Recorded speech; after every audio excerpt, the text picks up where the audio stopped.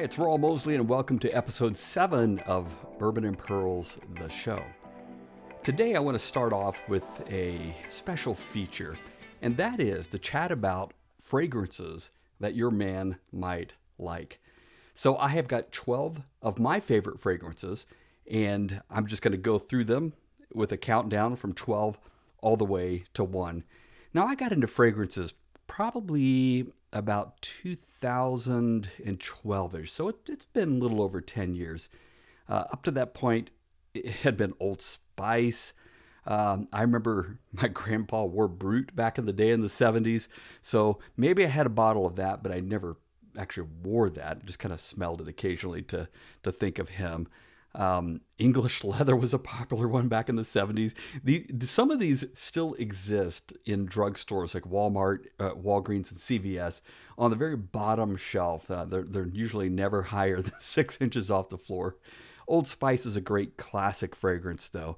But what I've got here are designer fragrances and maybe a couple of niche fragrances.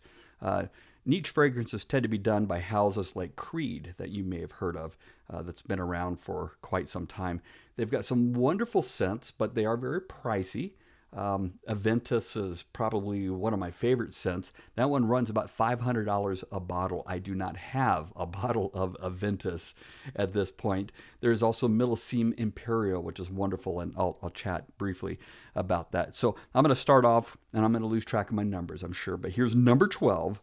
My number 12 favorite fragrance is this one called Profuma by Acqua di Gio. And, of course, Acqua di Gio is very famous for their kind of fresh fragrance that they've also got. This one is a very formal fragrance. So I wore this one to my wedding. Despite it being number 12, it's just that I don't wear it that often because I usually feel like I need a tux or a bow tie, something more formal. It is a unique smell.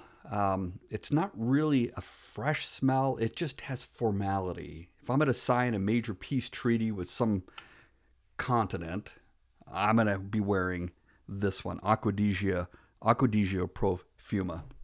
Number 11 on my list is this one that I love. I don't wear it around people because it's just a little bit too sweet for me, and it is Polo Red, but just a great smelling fragrance. There was a time where I was doing a lot of driving across the country, and I had samples of Polo Red, and I would spray it around me kind of as a car freshener just because I love the smell of it. But again, too sweet, I think, for me to wear around people. All of these, by the way, Jamie and I just love to go out and try fragrances. That's one of the things we do. And use all the little strip cards and all that. This one was one of my first purchases ever. It's by Ed Hardy, although the nose behind this is Christian Audigier. And it is kind of like salty beach life. There's a salt there. There's like a freshness. There's almost like a cucumber. I feel like I should be fishing for tarpon off the coast of Tampa. And you can get Love and Luck for probably less than $20 at a TJ Maxx, at Ross's, at Marshall's, discount places like that. This one has often been compared to Creed's Millesime Imperial. And on the opening notes, it definitely smells like it. And $20 versus $350 for the Millesime. So this, of course, will wear out much faster, but you can just keep reapplying it. It's a great one to throw in a gym bag, for example, if you do that type of stuff. This one I was on the search for years. Jamie pulled it in for my birthday or Christmas recently. And it's from the Chanel Allure line. And it's the Allure Homme Sport Edition Blanche, which means the white edition. So it's a flanker from the Chanel Allure Homme Sport line. And it just has the white cap. This one, it's got this wonderful, I'm going to go ahead and spray this one today because I don't have anything on. It's got a creamy citrus. that's just gorgeous. This is a wonderful summer fragrance. It's probably a good late spring fragrance, but it's fresh. It's just it's really wonderful. Duty-free shops at airports is another place to get that, but you're not going to find it just at Sephora, at Ulta, places like that around here.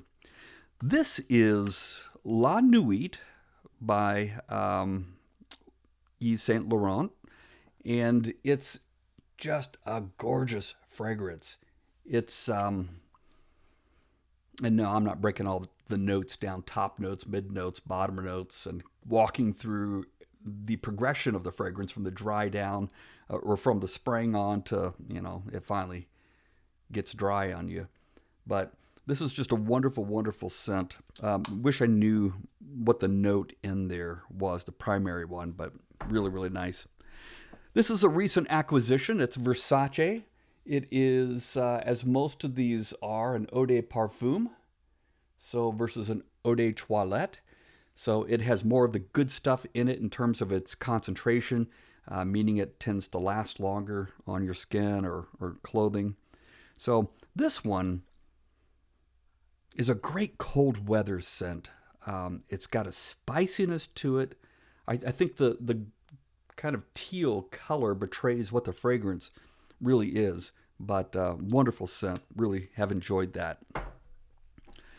This is another acquisition that I picked up at the very beginning of my fragrance journey. It's Burberry London. Somebody once described this as like Christmas and hot chocolate poured over a Christmas tree. It's definitely a cold weather fragrance, wonderful to wear to any type of Christmas event. It has got a little bit of a boozy note to it. So I showed up to class one time when I was teaching at IUK, and one of the students who walked past me said, "Wow, I smell booze or something." And that was kind of funny. So that came from this fragrance. Now here is a fragrance that's also really cheap and one of the best ones out there and completely misbranded, I think. And that's CK1 Shock. So Calvin Klein Shock. Now, there's nothing shocking about this other than the misbranding. It is a gourmand fragrance. It has got this depth of just chocolatey sweetness. It's got, for me, the best opening of any fragrance I've ever had. When I spray this and just inhale that first smell, this is the winner. Absolutely love this. And you can get, this one is I don't know, maybe a 3.4 ounce bottle. You can get like the 6.7 for not much money. Again, all those cheap discount stores often have that.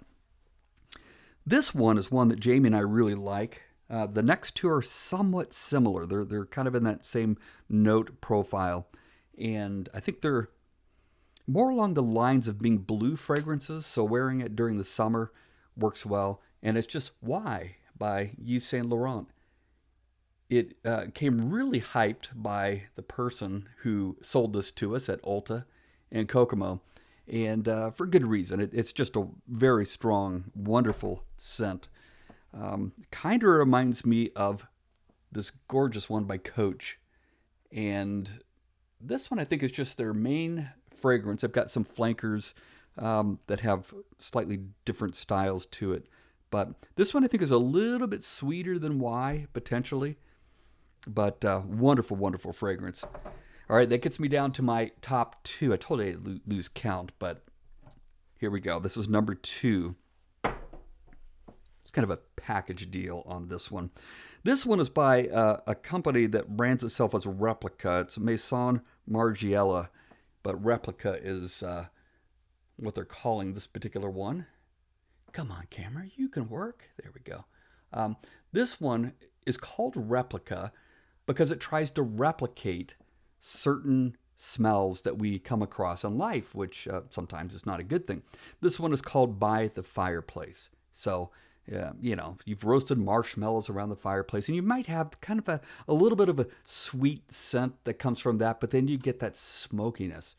This is branded as a unisex fragrance. but I can't really see a young woman wear this. I think it would take somebody of more mature years to pull this one off. But this probably is Jamie's favorite fragrance for me to wear. She just absolutely loves this. Now, when we bought it, the people we bought it from told us that we should pair it with this one here, which is another replica one. And this one is called Jazz Club.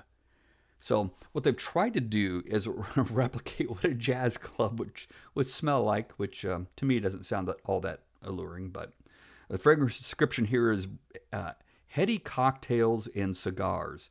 And the style description is a male fragrance. So anyway, they shared that what you should do is put 2 sprays of By the Fireplace and 1 of Jazz Club, and it creates a nice mixture.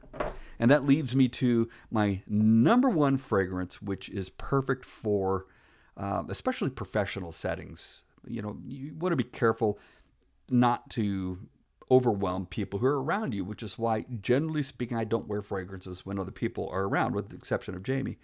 When I live by myself, I tended to wear them a lot just by myself. But this one, you can pull off in a number of social environments as long as you don't overdo it. And it is Bleu de Chanel, even though they don't know how to spell blue, but we'll forgive them for that. Gorgeous fragrance. This has a citrus note to it, similar to the Allure Homme Sport Edition Blanche, which is also by Chanel. But where they take a turn is this goes into a creaminess, whereas this goes into a woodsy spiciness when it dries down. And it's just a wonderful fragrance. So anyway, those are my 12 that I've got for you. We're always on the hunt for new ones. We'll go smell the new ones that come out, but it's like, you know what? You know, we've already got Coach, and this one basically is in that same ballpark. So we pass over a lot of stuff. But anyway, maybe I'll chat about my favorite fragrances for Jamie at some point. But hopefully that provides some help if you're looking for a gift for your guy. I'm trying to think of, I've got a bunch of other ones that just didn't make the cut. They tend to sit in the bottom of one of my drawers, and never pull those out and use them. So anyway, there's that segment.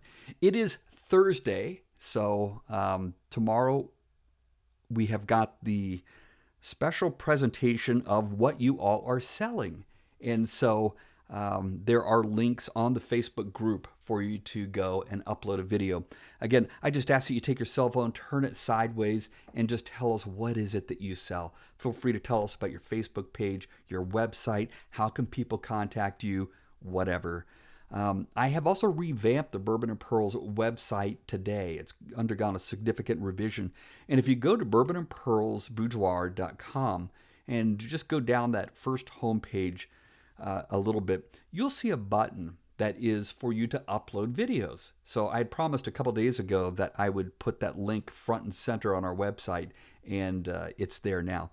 Now, it's key to Dropbox, so you probably need to have a Dropbox account. If you don't, you could sign up for one. But if you already have one, that link should take you right to your account where you can upload it into the folder that I created. So I'll be featuring those videos tomorrow. So I hope you're having a wonderful Thursday. It's overcast. It was supposed to rain a bunch. I don't see that it's rained a lot here in Greentown, but we'll see how the rest of the day goes. Thanks, and we'll see you tomorrow.